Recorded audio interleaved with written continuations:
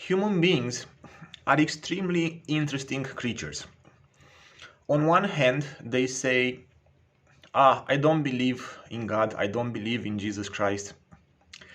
But on the other hand, when my answer is, well, if you don't believe He's real, why don't you just come to Him? Why don't you come closer to Him? Why don't you just open your heart, your mind, your being, and come closer to this being that you say is not real? Because if He's not real, then why worry about it?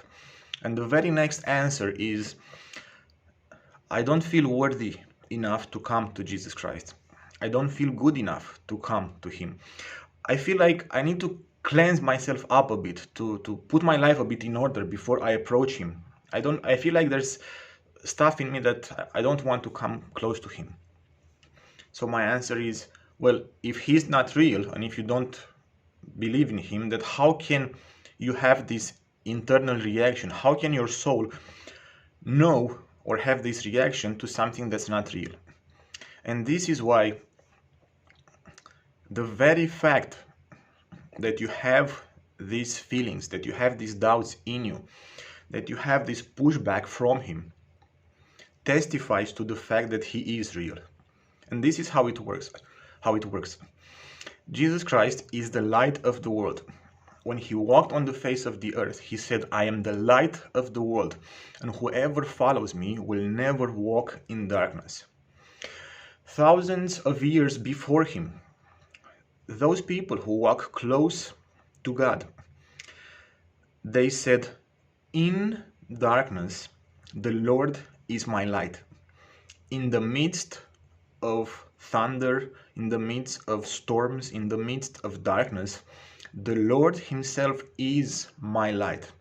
Now, going forward to the book of Revelation, it says that there's no need for sun or moon anymore because the Lord Himself will shine.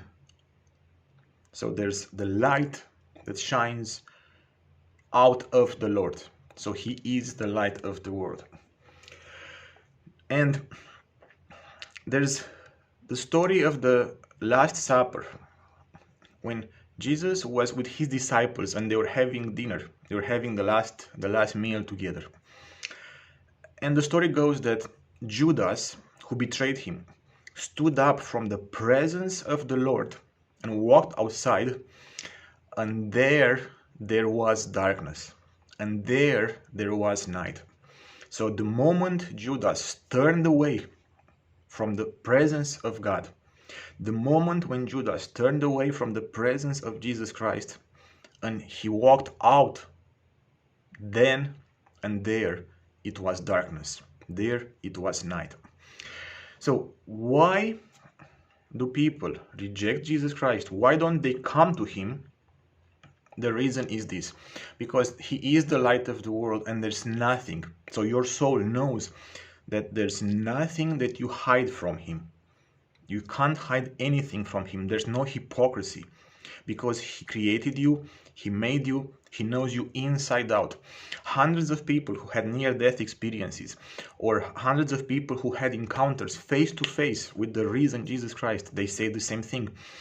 His eyes pierced right through me, and I knew that there was nothing that I can hide from Him. So the reason why a lot of people are afraid to draw closer to Jesus Christ, even though He is the light, He is the love, He is the life, He is the meaning, the purpose, and the reason for this existence.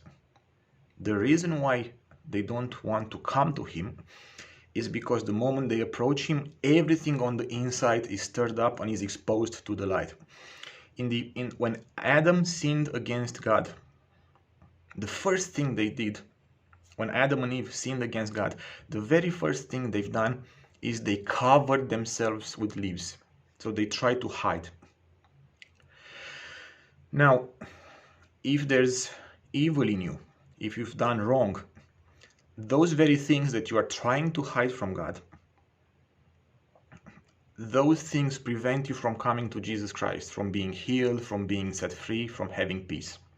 because he is the light of the world. So you just know on the inside of you that what I'm telling you now is the truth, and you know on the inside of you that there's something like a barrier, like a wall in you that prevents you from coming to Jesus Christ. So what I'm saying to you, go through the valley of fear, go through the valley of repentance, cry if you have to cry, go through that wall that prevents you from coming to Jesus Christ, because on the other side of that wall that it seems it won't allow you to approach the Lord, this is where you will find forgiveness, you will find healing, you will find love. He will not accuse you. It is the very wickedness, the very evil, the very sin of man that stands as a wall between you and the Lord. He is not there to accuse you. He is there with open arms, waiting for you to come to him. So come to the light of the world. Come to Jesus Christ. Let him take you, save you, sanctify you, cleanse you, make you pure and blameless in his sight. Because those who come to him find peace. Those who come to him find life and find light. And the outcome of it will be you will be the light of the world.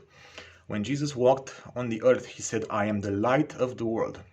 And if you follow me, you will not walk in darkness. But then he said, you are the light of the world. Because when you come to him and he begins to live in you, he will shine forth out of you. And you will become the light of the world with him in you as the very source of life and the very source of light.